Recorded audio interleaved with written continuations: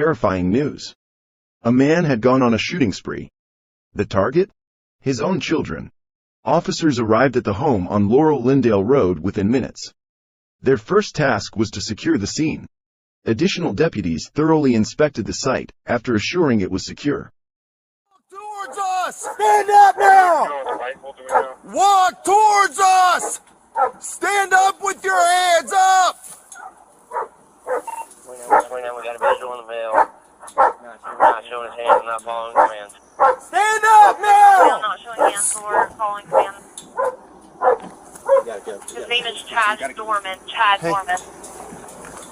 I know, but we can't. If people need first aid and he's not complying, and you know he's a shooter, shoot him.